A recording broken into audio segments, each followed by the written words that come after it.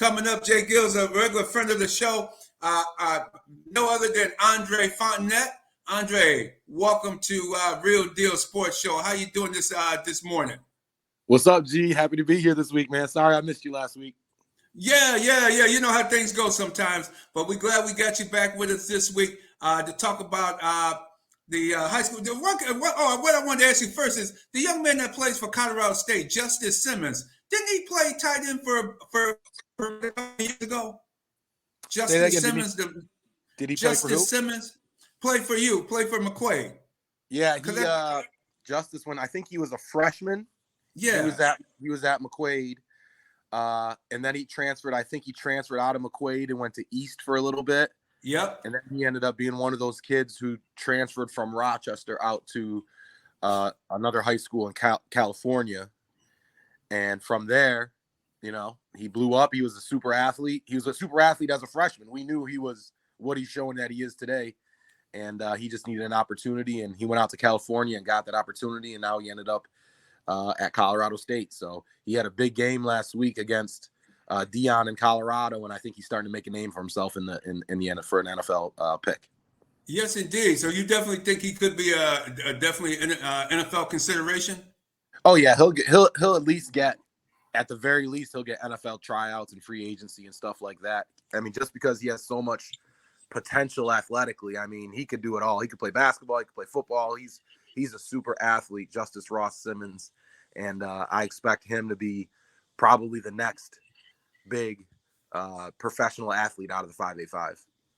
Wow, that's excellent, because it's never, and listeners, you listeners out there, parents, young people or athletes, aspiring people, or if it's just everyday people out here listening, it's never where you start, everybody, in life. It's where you finish in life. That's what really counts. People don't ever ask where you started at, how you did this, did that. People work hard, and this young man obviously has been working hard, and that's hard to take on, to go to 3 different high schools and two in the same city, and then go all the way to the West Coast to finish up high school. And now, you know, that's a lot to ask of a young man. And he's I met his dad last week. Very proud of the family.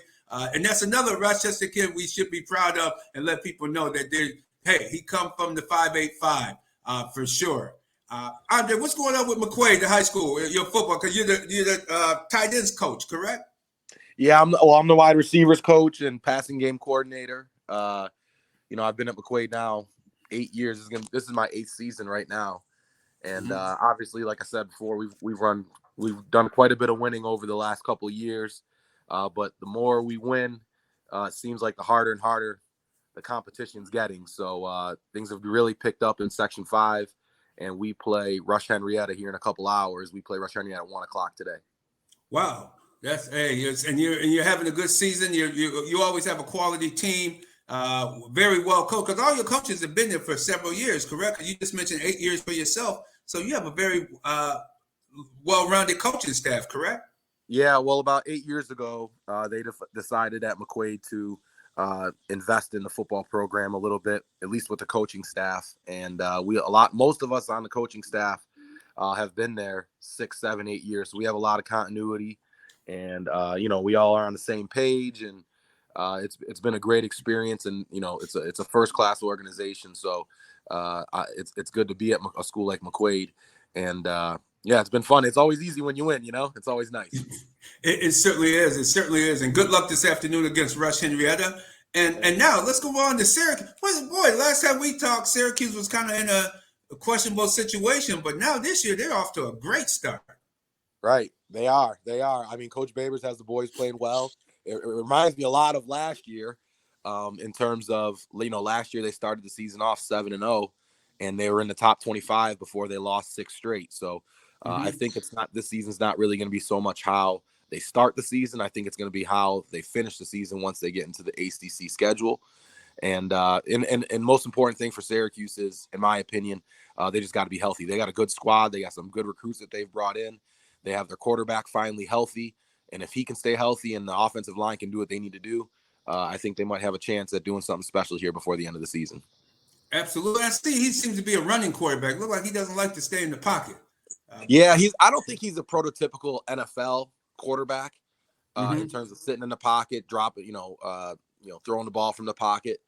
but they definitely do some quarterback runs with him where it's planned out, and he's been effective in the run game. And they figured out ways to get him the ball, and then throw the ball to the running backs from the backfield. But then when they don't throw it to the running back from the backfield, he'll pump and he'll go. So he's definitely multi-dimensional quarterback. We'll see how it transfers through for the rest of the year. Exactly. I agree. Go ahead, J-GILLZ. Man, but you already know, Dre, man. Hey, good to have you on the show. Friend of the show. I would be remiss if I didn't ask you, as the biggest Raiders fan I know, man, it was a tough loss for those Las Vegas Raiders. I just want to know, where did they go from here? And what was your recap on the game, man? Y'all started strong. I thought Jimmy G and Devontae connected big. They had a great start. 2-minute drive, touchdown. I thought it was going to be a way more closer. So what's your recap on the game, man? And where did the Raiders go from here? Well, first of all, Jay, I don't appreciate you bringing this up, but yeah, hey, man. It's a Bills show. It's a Bills show. It was a tough game for us, man.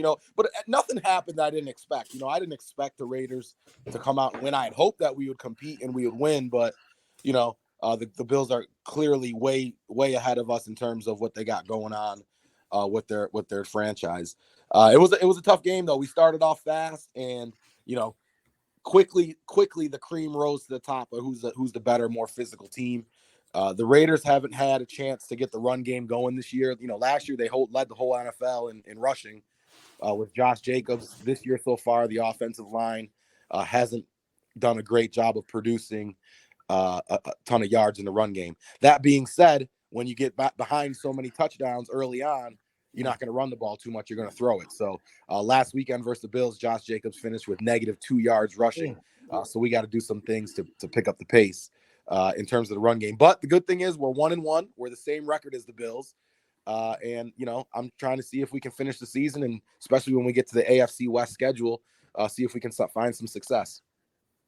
Absolutely. And one thing, hey, Jalen, we'll be back in Buffalo in 4 years. You and I are going to that game together. I'm gonna call it now. Get there. I'll see you in 4 years. No, make it in 4 years. I think it'll be in Vegas. Y'all got to meet up. It might be in Vegas. It might be in Vegas. We might have to make a trip then, Jay. You already know, man. Appreciate you, bro. Hey, one thing about the Raiders, before they opened the locker rooms after the game, I asked the PR director. I said, hey, when they're not open yet? He said, no. He said, who you want to see? Who you want looking to interview? I said, yeah. I said, Otis Sistrunk and Ted Hendricks. I want to talk to those guys right away. The guy next to him was looking at me like, who is he talking? And the guy, the PR guy got the joke. He started laughing. I said, yeah. you need Otis Sistrunk and Ted Hendricks, because that wouldn't have happened out there today if those cats were still playing. Yeah, we need Fred Blitnikoff and Rich Gannon and all the other Raider greats to come out and help us out, because right now what we're doing isn't too positive. Yeah, because I didn't know who those cats were, man. I was walking around the locker room, I'm like, man, who the hell? Man, I didn't recognize anybody. And I said, gosh, these guys, man, these are some, this is a new Raider team. A lot of young guys, a lot of guys just trying to find themselves. And it wasn't a lot of veteran. I didn't feel that true veteran presence in that locker room. Right. Yeah, and that's what's slowing the Raiders down, and that's what's slowing down most NFL teams. They're missing that veteran presence in the locker room, or they're just simply missing that quarterback play that they need. And unfortunately for the Raiders, they're missing them both. So they got some things to do. But I wouldn't be mad if the Raiders go ahead and lose every game the rest of the way, just so we can get a draft pick and get one of these top couple quarterbacks that are coming out, because I know the quarterback class coming out next year is pretty good. So I'm looking forward to seeing what we do with that. That's not a bad move, because Khalid Williams is very good. And I wouldn't be surprised if Shadur Sanders come out too, because he's a junior, and I could tell when he was a freshman at Jackson State, I could see he could play. I remember seeing him in Pop Warner back in 2011 at the Super Bowl in Dallas when his Deion Sanders team played against Snoop Dogg's team, and Snoop Dogg's son was the quarterback, and Shadur was the quarterback for Deion's team. And you could just see at that age he had a lot of the fundamentals down at that early age, and that's only 13, 14 years old back then. I'm hoping that we get the kid. The quarterback at USC is pretty good. Obviously, Colorado has Shadur Sanders. Ohio State has a quarterback. LSU has a quarterback. So there's a lot of kids out there, in the quarterback class, like I said, is going to be pretty thick. So I wouldn't be surprised if 4 or 5 quarterbacks get taken in the first 15 picks coming in April. Absolutely. Oh wow, that's a lot. That's a lot. Okay. Well, another question for you. The Fields. Speaking of the Ohio State quarterback, do you think Fields was? I think Fields was just being honest with the media. They asked him. He said the coaching. I'm confused with the coaching. And then of course, after practice, they ran him back out there and said, "Oh man, you can't say that, man. You can't really see. Man, you got to change that story." Blah blah blah. That's obviously what happened. But what's your take? Because when I watched the film, it looked like he just can't see the field from the plays that they're calling and the formations that they're trying to run with them. I'd like to have your take on it. Well, I'm always one to say that keeping it simple is best. And you definitely need to, as a coach, change things around according to the players that you have. And if you have a quarterback who's confused, you need to dumb down the offense a little bit, whether it's the verbiage, how you're calling the plays, maybe give him a wristband so he's less confused. Most football players are visual learners. So, they got to figure out a way to give him examples of what they want on the field so he can see it done the right way and then hopefully produce. But at the same time, I think this is a learning lesson for him on how to handle the media as he continues in his career, because he's going to have to get asked a lot of questions over the next 2 or 3 years of his life that, sometimes he's not going to be in the best of moods to answer them. And he has to figure out the best way to manage his emotions in moments of despair when things aren't quite going his way. Just knowing that his teammates and coaches are going to be hearing and reading these different interviews and hearing his reaction as a leader. And I think that it'll help him go a long way to make sure that he handles the media in the right way. Absolutely. And him and Zach Wilson both, I think their offense, the OC's offensive coordinators just aren't coaching them right. You got to coach to the assets. What's the best assets and skill set of your player? You adjust to the player. The player don't adjust to you. You adjust to the player, in my opinion, as a coach.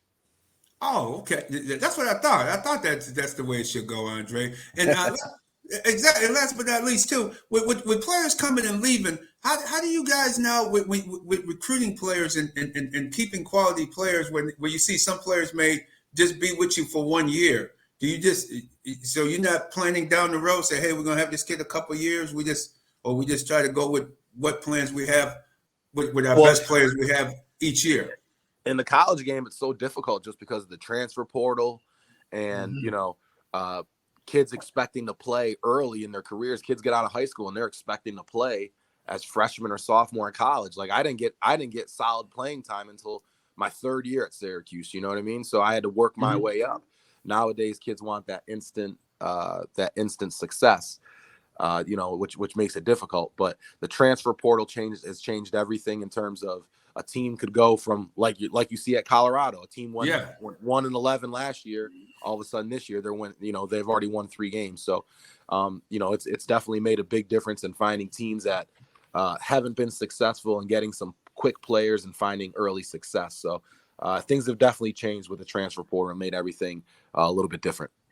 You like that? Because with you having 3 years at Syracuse before getting on the field, we just say, hey, enough of this. I'm looking around and make a move. Do you feel now it's more in the students' hands now that they can call their shots and leave whenever they get ready and move on to another school? As they should be able to. I do think that, and I don't know for sure. I think that you should only be able to transfer one time. And you shouldn't be punished for transferring as it is now. But yeah, I think it's a good thing. It's just hard for other teams that, don't have the facilities or don't have the budget to travel, to recruit and do all those different things. It makes it difficult. But I like the transfer portal. I think they just need to, tweak the rules a little bit to make sure that it's a little bit more equal for everybody. That's all. And what would make it more equal? Well, I think that, maybe limiting the amount of transfers that you could get instead of like Deion has like 60 transfers. I think that's a little bit excessive. I don't think that they made the rule. I don't think that they made the transfer portal available to college players for that reason. They're not trying to get a whole team to transfer over. And I don't think that Deion will do that in the future. I think that he just had to get the team established in the beginning. But I think that they meant for it to only, I think that kids should only be able to transfer one time. I think that you should have to transfer in your first 2 years before you shouldn't be able to transfer for your senior year. And then all of a sudden, go to Notre Dame or wherever and make them a top program. And then the place that you've been for the last 3 years and building with, they're left with nothing, So, right. But you got to also understand that coaches are able to leave too. They're making millions of dollars and they can pick up and leave in the middle of the season if they really felt like it. So, if a coach can leave a program and do what he wants to do, why can't a player? Absolutely. Well, thank you, J-GILLZ. Any other questions for Andre? So what's the game plan for? I ain't even gonna go there against Rush Henrietta today. Nah, we ain't gonna go there. But good luck. Good luck. It should be a good one. Where can we catch the game? You can catch the game on Varsity Media today. I mean, I'll be posting online in terms of the live stream and stuff like that. But most of the games, if you go on YouTube and go to the Varsity Media YouTube page, you'll catch games from Section 5, really all over New York State. But you'll catch games from Section 5, like you can catch the Aquinas game from last night. You can catch the Canandaigua East game from last night. If you go on to the Varsity Media YouTube page, they'll have all those games posted.